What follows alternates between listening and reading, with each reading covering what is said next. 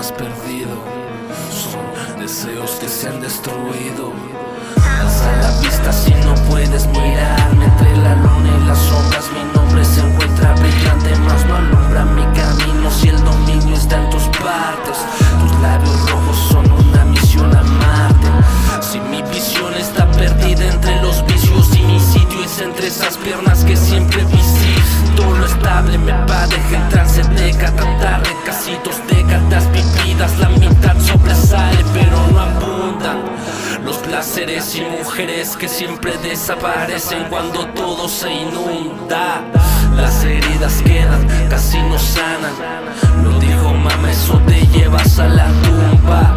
El aire en mi cabeza, la nueva era no llega. Deudas y dudas, ninguna tiene respuesta. Pateo la puerta como si fuera algún rostro. Lo que antes era nosotros, el oro se volvió polvo. 9 milímetros entre la vida y la muerte nos separan. De ti y de mí, una recámara con una sola bala. El tiempo dispara las horas sin tanta demora, ya son las 3 AM. Ahí fuera hace frío, mis líos no dejan verte. Me marcas la distancia, nena, con tu labial color magenta.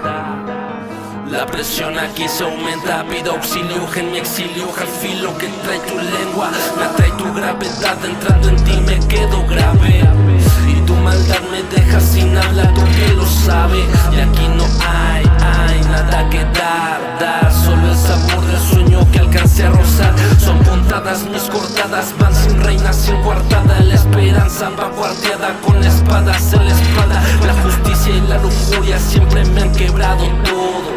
Ya no te escribo, perra, te trago el demonio.